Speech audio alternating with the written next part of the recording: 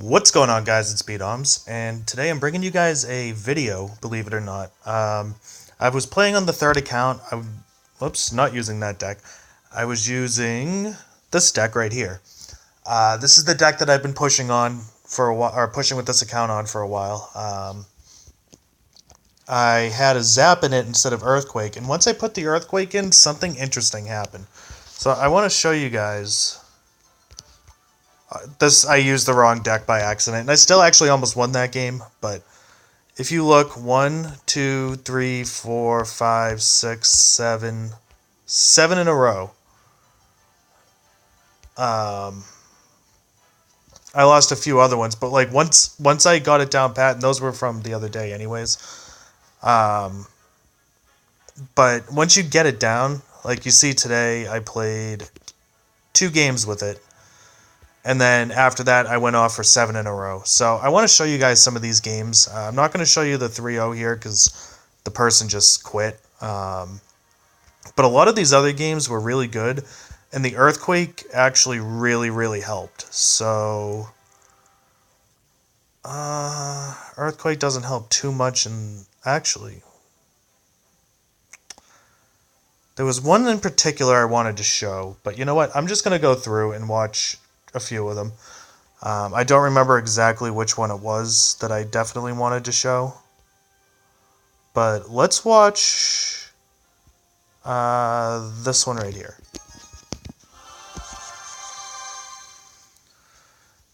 So he's got Hog, Balloon, Valk, a lot of cards that are just really annoying to have to deal with. And you might be wondering why in a Balloon game would Earthquake help, but in all of these matches, in one way or another, it helped in ways I'd never even imagined. Like, I never thought to use it this way until I was actually in game, but you guys will see some of this. So, right here I play a Prince and a Musketeer, pretty standard defense with this deck. Generally what I try to do is wait until double Elixir, and then I'll drop the Golem, because for early game, Prince is a pretty good tank, so I basically just easily take his tower down. Now watch here. I don't need the Earthquake, but by using it, it slows it down enough where I can get the Bandit in front.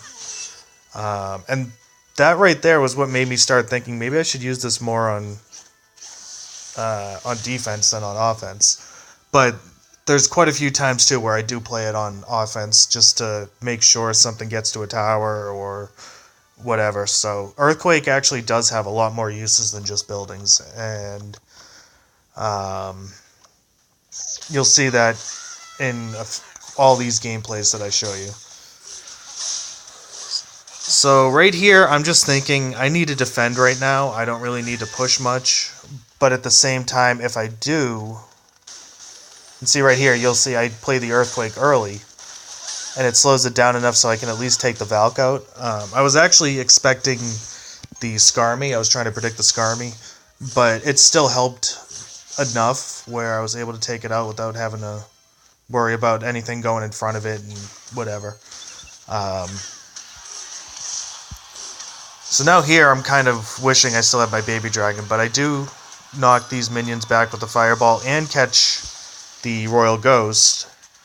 Now I'm going to play the Prince, and on the other side I do not expect that Balloon to come in, so here I'm like, what do? Do I wait for the Musketeer? Do I play the Archers? I waited for the Musketeer but then played the Archers, so I made a pretty bad mistake there, but I'm able to capitalize on it with a pretty good counter push going at both towers, and it basically causes him to not be able to back up that Baby Dragon because he had to waste 5 Elixir on the minion horde. So this game doesn't have as much Earthquake in it, but I just wanted to show you guys one that really shows like how I use this deck. You'll notice I don't even think I've played the Golem. So it's kind of an interesting deck. So if you guys are lower in the ranks, right now I'm at 33 something. I'll check in a second when we get out of the game. If you guys are lower in the ranks, I did want to show you guys this deck because I have a lot of people asking me, like Arena 10, Arena 9, Arena 12, whatever. I think this deck would be pretty good.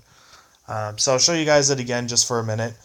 And for Bandit, if you don't have it, it is kind of hard to replace the bandit in this.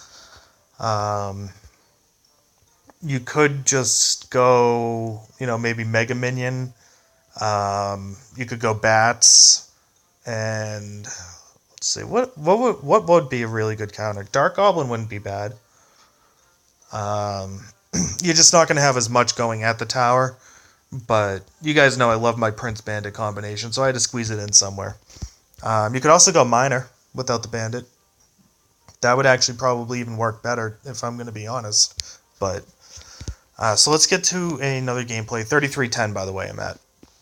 And if you guys are wondering, this is the third account. My max is 3393.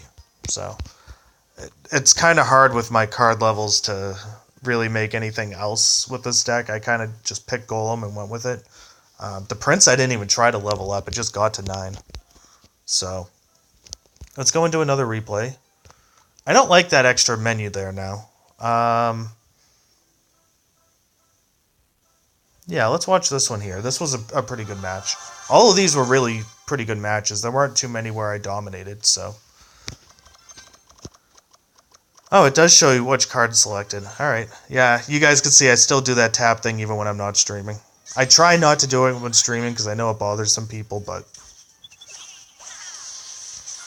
So, I go with the standard bandit push, and right there I fireballed, not because of the goblins, but I saw the Val come in, and I knew that if I could just hit it and push it back, I'd get at least a hit or two with the bandit. Now here is where this game got really annoying. That magic archer was a pain for the entire game.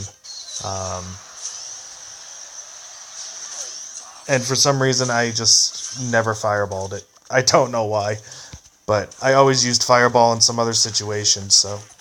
Anyways, I take that balloon damage. It's really not looking good for me here. My bandit gets stopped by a Valk. Yeah, I'm going to take the Valk out, but it's still really not looking good. So here I'm thinking, do I go Golem? I don't really have a better play in my hand right now, but if I go Golem, you can go opposite lane and just take the second tower. So I'm contemplating, and I believe I decide against it.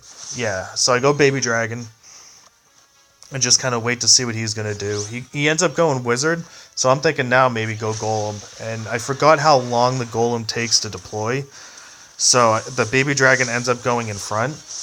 But here I can use the Earthquake to get rid of most of these skeletons, or actually all the skeletons, and slow down that Wizard. And by doing that, it actually helps me here because I mess up this Fireball, and I'm still able to hit the Wizard. I don't know with my Fireball level if it would have died just from the little damage it took from the Golem. So right there, I'm like, there's no chance of even defending it. I'm just going to let that go. And right here, that Magic Archer comes in again. Luckily, it only hit one at a time, but that balloon's going to take more damage off of that right tower. But my bandit does charge in and actually connects this time and gets an extra swing as well. So I think this is my time to go in. I'm going in, ignoring the goblins. He drops the giant behind the tower. I end up earthquaking his Skarmy, so now this is just a race at this point. I think he expected me to put something behind the golem, and I didn't. I actually decided I'm going to take that tower and then defend, because the damage isn't that far off that I can't come back. I know I could have gone for the 3 crown, but I didn't feel like that was the best play. And that's something that I don't see a lot of people do with Golem. Look at that value fireball there, too. And right here now, I believe. No, I thought it was going to pop the earthquake there. But anyways, I end up taking the tower. But what I wanted to show you with that, too, is the Golem that I played there. A lot of people don't do that. They're not going to play an 8 elixir card just to do 400 damage on a tower. But if you know you can defend whatever they're throwing at you, just defend it and throw the Golem the opposite lane just to get that tower down. Because it's going to move on to the King Tower, and if you defend it, their other push enough, and they stop going after it and they start focusing on your Golem, now you can still back up your Golemites that are probably, the Golem probably dies, but you can do the Golemites. So, I don't know. It's something I do with the Golem. I know a lot of people probably don't, but let's watch one against a Miner deck with an Inferno Tower, because this one I really liked. Now, keep in mind, my Earthquake is only, I think, level 7. So it won't do a ton to this Inferno Tower. So for once I actually catch a miner, and my bandit gets a dash on a tower, which is really nice. And now I have this counter push going with the Prince, so I drop the Baby Dragon with it. And then I do a predictive Earthquake here, and look what comes down. Now granted, I don't take out the skeletons, and I don't get much of a push after that, but talk about predictions. Not that I even knew he had an Inferno Tower, but it was just, he must have been like, no way. So I'm actually strongly considering going Golem here, even though I don't typically do it. And then when he drops this Baby Dragon, I realize I don't want to sacrifice my Musketeer, so I end up doing that. I'm going to take a little bit of minor damage here, but I decided to just use Archers just to minimize it a little bit. Because I want to make this counter push. And I just leveled up my Archers before this. Or no, I think I did it yesterday or the day before. But they used to die to a level 9 log, now they don't, which is really nice. So I get a little bit of damage on the right side, not so much on the left, a couple of shots there, but I do have the Prince to defend this Valk, and at this point I don't think they can really like get back into a rhythm, whereas with me, I'm able to just throw things, and I was going to play the Baby Dragon you guys saw, but then I decided just to wait, and I thought even about Earthquaking, but I'm not sure at this point if I've seen every card. I couldn't remember. And I didn't want to overcommit there and end up losing the game when I had a pretty good lead. Or I shouldn't say a good lead, but I kind of took control of the game at that point. And I wait out double elixir, drop the archers there for the miner. And then here I tried to get the golem down to get all 3 of those spirits. I just didn't have the elixir, but I committed anyways. And now I get to use the earthquake on the Inferno Tower. But you guys are going to see that because he logged there especially, I didn't even get the golem death damage on the tower. So Earthquake doesn't completely shut down Inferno Tower, which was something that I didn't realize. I thought it would shut it down a lot better than that. So that's just something to keep in mind if you guys do play Inferno Tower, or if you're playing Earthquake. It doesn't 100% stop it. Now, if you're playing like a Prince deck, like I normally play, that was a pretty nice catch of the miner there. I don't usually catch them, but if you guys play a Prince deck like I normally play, having the Earthquake is going to help because it's going to slow the tower down as well. But if you're using Golem or like Lava Hound, you're still going to take a lot of damage. But anyways, I'm going to wrap up here. Just wanted to show you guys a few of these games. You guys seem to like the third account, and since I didn't do Pokemon today, I figured, you know what, I had fun doing these games. I'd show you guys some. Give you guys some ideas for Earthquake or Golem or whatever you guys need. But anyways, hope you guys enjoyed. Have a great night, great day, whatever it is for you, and I will catch you guys on the next one.